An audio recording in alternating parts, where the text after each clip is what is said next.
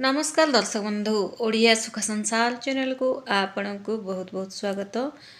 कर्कट राशि गोटे कथा जानी रखु संपर्क को मजबूत करने ना क्रोध को त्याग कर स्नेह और सम्मान हाथ बढ़ातु तेबे जे निज आध्यात्मिक और शारीरिक शक्ति उपर विश्वास रखा आवश्यक। भाग्य आपे आपे आपण पछरे आसो। फ्रेंड्स यह हूँ अगस्ट मासर मासिक राशिफल भिडियो। यही भिडियो आपणकर ग्रह गोचर स्थिति तासह यही मासरे कौन प्रतिकार करेंगे सबकि मुझे आलोचना करने को जाऊँगी। अगस्ट 2026 टी कर्कट राशि व्यक्ति विशेष मान व्यक्तिगत गतिशीलता नूतन संभावना पारिवारिक आवेग एवं आर्थिक योजनार मास रहा जाऊँगी। राशिर अधिपति ग्रह चंद्रमा शीघ्र गति जो आपण मनरी नूतन भावना और सृजनशीलता वृद्धि पाइब। यह सहित यह मास सारा अन्य प्रमुख ग्रह मान गोचर आपण विभिन्न क्षेत्र यथा कैरियर व्यवसाय शिक्षा स्वास्थ्य आर्थिक स्थिति और प्रेम संपर्क उपर सीधा सड़क प्रभाव पकेब। आसंतु जानिबा ग्रह गोचर स्थिति। राशिर अधिपति होउचंती चंद्रदेव। विभिन्न भाव में गोचर जो मन में सकारात्मक भावना संवेदनशीलता एवं मानसिक स्फूर्ति बजाय रहिबो। एही मासर सूर्यदेव अगस्ट 16 तारिख जाए आपणकर लग्न जोटा कि प्रथम भाव कहुए से गोचर करेंगे जहाँ आपणकर तेज साहस और प्रभाव को वृद्धि करिवो। मासर द्वितीय भाग 16 तारिख पर सिंह राशि को गोचर कर आर्थिक स्थिति और वाणी शुभ फल आणिबे। बुधदेव द्वितीय भाव में बुधंकर गोचर आपणकर व्यावसायिक बुद्धि पारिवारिक कथबार्ता एवं निष्पत्ति नेबा क्षमता को अधिक दृढ़ करिवो। मंगलंकर स्थिति आपण को नूतन उत्साह और परिश्रम करने को शक्ति देव। बृहस्पति गुरु बृहस्पति दृष्टि जो बुद्धि ज्ञान आध्यात्मिकता और भाग्यर पूर्ण सहयोग मिलवा जाऊँगी। शनिदेव स्थिति आपण को आत्मसंयम परिश्रम और दीर्घमियादी सफलता देव। आसंत सर्वप्रथम आम जाना आपणकर कैरियर एवं जॉब विषय किंतु ता आगु कर्कट राशि वाले जदि आपण आम ओडिया सुख संसार चैनल को नुआ कर चैनल टी सब्सक्राइब करंतु। वीडियो जदि आपको पसंद आसते गोटे लाइक निश्चय कर दिंतु। अगस्ट मासटी कर्कट राशि व्यक्ति विशेष मान कैरियर कथा कहवाक गले मासर प्रथम आरंभ में सूर्य राशि रहा हेतु आपणकर कार्यदक्षता और नेतृत्व नेबार क्षमता वृद्धि पाइब। आपणकर उपरोक्त अधिकारी माने आपणकर कार्य को पसंद करने को लगे। 16 अगस्ट पर आपणकर कठिन परिश्रम फल मिलवा लगे। चाकरी स्थिरता आसव एवं नूतन दायित्व मिल। इे आप सरकारी शिक्षा स्वास्थ्य सेवा वाणिज्य और सामाजिक क्षेत्र में कार्यरत व्यक्ति नूतन सुजोग और निजुक्तिर सुपारिश मिलवार संभावना रही अछि। गोटे कथा जानी रखु मानसिक भाव प्रवणता कारण कार्यक्षेत्र कौन जल्दीबाजी निष्पत्ति नहीं जातु ना। निजर दायित्व अन्य उपर छाड़ू ना नचेत फसी जापरें। बिजनेस एवं वेल्थ विषय जाना अर्थात व्यवसाय और आर्थिक स्थिति किपर रहिबो। व्यवसायी मानक अगस्ट मासटी बहुत लाभदायक प्रमाणित हेब। विशेषकर जल खाद्यद्रव्य होटेल मोती सौंदर्य सामग्री एवं रियल स्टेट क्षेत्र में व्यवसाय करथबा व्यक्ति माने उत्तम फल पाइबे। व्यवसाय नुआ मार्ग खोल नुआ क्लाएंट चुक्ति हो पारे। भागीदारी व्यवसाय बुझाणा भल एवं मिलमिशि काम कले भल लाभ देखा पाइबे। आसंतु वर्तमान आम जाना आपणकर फाइनेंशियल विषय। मासर 16 तारिख पर स्वराशि सूर्यंकर आगमन जो आर्थिक क्षेत्र में बड़ सफलता और धन वृद्धि हेब। पारिवारिक संचय वृद्धि पाइब। पुराणा अटकी रही टंका फेरस्त मिलवार संभावना रही। जदि आपण क्या टंका देते मागंतु कि कौटी टंका फसी जाइए चेष्टा करूँ। 16 तारिख पर जमी जमा कि बैंक संचय योजना निवेश करने यह समय बहुत शुभ रही।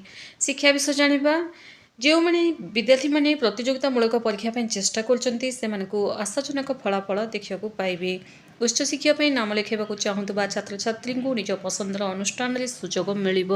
पसंदर स्कूल कॉलेज रे निश्चय गोटे आप गोटे चांस मिल एडमिशन पढ़ापढ़ी भाव प्रवणता न रखी नियमित समय सारणी अनुसरण करूँ। टाइम टेबल गोटे लिखतु से अनुसार पाठ पढ़ा चेष्टा करूँ। स्वास्थ्य विषय जाना हेल्थ इज वेल्थ फ्रेंड्स।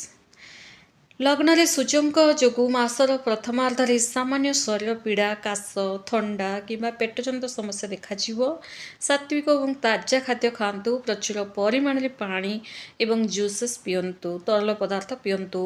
ଚନ୍ଦ୍ରଙ୍କ ପ୍ରଭାବ ହେତୁ ମାନସିକ ଅସ୍ଥିରତା ଦେଖାଯିବ। ପ୍ରାତଃକାଳରେ ଶିବ ଭଗବାନଙ୍କର ଆରାଧନା କରନ୍ତୁ ଏବଂ ତା ସହ ଧ୍ୟାନ ମେଡ଼ିଟେସନ୍ କରିବା ଦ୍ୱାରା ଆପଣଙ୍କର ମନ ଶାନ୍ତ ଓ ଶାନ୍ତି ପାଇବ ଏବଂ ମେଡ଼ିଟେସନ୍ ମାଧ୍ୟମରେ ନିଜର ଗୁପ୍ତ ଇଚ୍ଛା ମଧ୍ୟ ଆପଣ ପୂରଣ କରିପାରିବେ। ମେଡ଼ିଟେସନ୍ ବହୁତ ହିଁ ପାୱାରଫୁଲ୍ ଥାଏ ଫ୍ରେଣ୍ଡସ୍।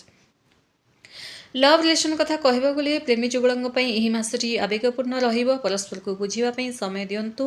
ଯେଉଁମାନେ ସିଙ୍ଗିଲ୍ ଅଛନ୍ତି ବ୍ୟକ୍ତିମାନଙ୍କ ଜୀବନକୁ ନୂଆ ମିତ୍ରଙ୍କର ଆଗମନ ହେବ। ପାରିବାରିକ ପରିବେଶ ମୋଟାମୋଟି ଶାନ୍ତ ଓ ଆନନ୍ଦଦାୟକ ରହିବ। ମାସର ଦ୍ୱିତୀୟାର୍ଦ୍ଧରେ ପାରିବାରିକ ସୁଖ ସମୃଦ୍ଧି ବୃଦ୍ଧି ପାଇବ। ଗୋଟେ କଥା ଜାଣି ରଖନ୍ତୁ, ଯେଉଁ ବ୍ୟକ୍ତି ନିଜ ମନକୁ ନିୟନ୍ତ୍ରଣ କରିପାରେ ସେ ପୂର୍ଣ୍ଣ ଜଗତକୁ ଜିତିବାର କ୍ଷମତା ରଖେ। ଏହା ସତ୍ୟଟେ। ଏଇ ଗୋଟେ ଲାଇନ୍ଟାକୁ ଯଦି ଆପଣ ଭଲସେ ବୁଝିଯିବେ ନା ଫ୍ରେଣ୍ଡସ୍, ଦୁନିଆ କ'ଣ, ଆପଣ କିଏ, କେମିତି ଆପଣଙ୍କର ଇଚ୍ଛାଟା ପୂରଣ ହେବ ସବୁକିଛି ବୁଝିଯିବେ। ପୁଣି ଥରେ କହୁଛି, ନିଶ୍ଚୟ ଧ୍ୟାନସେ ଶୁଣନ୍ତୁ। ଯେଉଁ ବ୍ୟକ୍ତି ନା ନିଜ ମନକୁ ନିୟନ୍ତ୍ରଣ କରିପାରେ, ମନକୁ ଆୟତ୍ତରେ ରଖିବା, ସେ ପୂର୍ଣ୍ଣ ଜଗତକୁ ଜିତିବାର କ୍ଷମତା ରଖେ। ଯେଉଁମାନେ ଭାଗବତ ଗୀତା ପଢ଼ିଛନ୍ତି ନା ସେମାନେ ଜାଣିପାରିବେ ଏହାର ଅର୍ଥ କ'ଣ। ଦାମ୍ପତ୍ୟ ବିଷୟ ଜାଣିବା। ସ୍ୱାମୀ ସ୍ତ୍ରୀଙ୍କ ମଧ୍ୟରେ ସହଯୋଗ ବୃଦ୍ଧି ପାଇବ। ଛୋଟ ଛୋଟ କଥାରେ ମନମାଳିନ୍ୟ ନ କରି ଶାନ୍ତି ବାତାବରଣ ବଜାୟ ରଖନ୍ତୁ। କ'ଣ କରିବା ଉଚିତ ଏହି ଅଗଷ୍ଟ ମାସରେ? କିନ୍ତୁ ମୁଁ ଆପଣଙ୍କୁ ଆପଣଙ୍କର ଶୁଭ ରଙ୍ଗ, ଅଗଷ୍ଟ ମାସରେ କେଉଁ ରଙ୍ଗ ଆପଣ ୟୁଜ୍ କରିବେ ନାହିଁ, ଶୁଭ ସଂଖ୍ୟା କ'ଣ ରହିବ ଏବଂ ବିଶେଷ ଗୋଟେ ପ୍ରତିକାର ମଧ୍ୟ ମୁଁ କହିବି। ତ ଦେଖନ୍ତୁ, ପ୍ରତିକାର ଅନୁସାରେ ପ୍ରତ୍ୟେକ ସୋମବାର ଶିବଲିଙ୍ଗରେ ଜଳ, କ୍ଷୀର ଓ ବେଲପତ୍ର ଅର୍ପଣ କରି ଓମ୍ ନମଃ ଶିବାୟ, ଓମ୍ ନମଃ ଶିବାୟ ଏହି ମନ୍ତ୍ର ଆପଣ 108 ଥର ଲେଖା ଜପ କରନ୍ତୁ। ପ୍ରତିଦିନ ସକାଳେ ସୂର୍ଯ୍ୟଦେବଙ୍କୁ ତମ୍ବା ପାତ୍ରରେ ଜଳ, ଅଳ୍ପ ଟିକେ ରକ୍ତଚନ୍ଦନ ମିଶାଇ ଅର୍ଘ୍ୟ ଦିଅନ୍ତୁ ଏବଂ ପ୍ରତିଦିନ ଆପଣ 108 ଥର ଲେଖା ଓମ୍ ସୋମ୍ ସୋମାୟ ନମଃ ଏହି ମନ୍ତ୍ର ଜପ କରନ୍ତୁ। ସୋମବାର ଦିନ ଅସହାୟ ବ୍ୟକ୍ତିଙ୍କୁ ଚାଉଳ, କ୍ଷୀର, ଚିନି, ଧଳା ବସ୍ତ୍ର ଦାନ କରିବା ଅଗଷ୍ଟ ମାସଟି ଆପଣଙ୍କ ପାଇଁ ଅତ୍ୟନ୍ତ ଶୁଭଦାୟକ ରହିବ ଏବଂ ବହୁତ ନିଜ ମାଆଙ୍କର ସେବା କରନ୍ତୁ। ମାଆଙ୍କର ଗୋଡ଼ ଚିପନ୍ତୁ, ତାଙ୍କୁ ପ୍ରଣାମ କରନ୍ତୁ, ତାଙ୍କର ସେବା କରନ୍ତୁ। ନିଜ ମା କିମ୍ବା ଯିଏ ବି ମାତୃତୁଲ୍ୟ ବି ଅଛନ୍ତି ନା ଗୁରୁଜନ, ତାଙ୍କର ସେବା କରି ତାଙ୍କଠାରୁ ଆଶୀର୍ବାଦ ନିଅନ୍ତୁ। ଏହାଦ୍ୱାରା ଆପଣଙ୍କର ଚନ୍ଦ୍ରଦୋଷ ଦୂର ହେବ। ବର୍ତ୍ତମାନ ଆପଣଙ୍କ ରାଶିରେ ଚନ୍ଦ୍ରଦୋଷ ଯୋଗୁଁ କାମ ବନୁନାହିଁ, ଅଶାନ୍ତି ଘରେ ଯେଉଁ ଲାଗି ରହୁଛି, ଏସବୁ କାରଣ ସବୁ ଦୂରେଇ ଯିବ। ଆପଣଙ୍କ ପାଇଁ ଶୁଭ ରଙ୍ଗ ରହିବ ଧଳା ରଙ୍ଗ, ସିଲଭର କଲର୍, କ୍ରିମ୍ କଲର୍, ହାଲୁକା ହଳଦିଆ। କିନ୍ତୁ ଆପଣଙ୍କ ପାଇଁ ଅଶୁଭ ରଙ୍ଗ ହୋଇପାରେ କଳା, ଗାଢ଼ ନୀଳ। এই ରଙ୍ଗ ଆପଣ ୟୁଜ୍ କରିବେ ନାହିଁ। ଶୁଭ ଅଙ୍କ ଆପଣଙ୍କର ହେବ 2, 4, 7। ଶୁଭ ଦିନ ହେବ ଆପଣଙ୍କ ପାଇଁ ସୋମବାର, ରବିବାର, ଗୁରୁବାର। ଆପଣଙ୍କର ଇଷ୍ଟଦେବ ହେବେ ଭଗବାନ ଶିବ, ମା ଗୌରୀ। ଆପଣଙ୍କର ପାଇଁ ଗୋଟେ ଗୁରୁତ୍ୱପୂର୍ଣ୍ଣ ସୁପାରିଶ। ଭାବପ୍ରବଣ ହୋଇ କୌଣସି ଗୁରୁତ୍ୱପୂର୍ଣ୍ଣ ନିଷ୍ପତ୍ତି ନେଇଯାଆନ୍ତୁ ନାହିଁ ଏବଂ ଶିବ ଭଗବାନଙ୍କର ଆରାଧନା କଣ୍ଟିନ୍ୟୁ କରି ରଖନ୍ତୁ। କାରଣ ଶିବ ଭଗବାନଙ୍କୁ କେବେ ବି କୌଣସି ଟିକେ ଅଧିକ କଷ୍ଟ ଆସିଲା କହିନା ଭୁଲି ଯାଆନ୍ତୁ ନାହିଁ।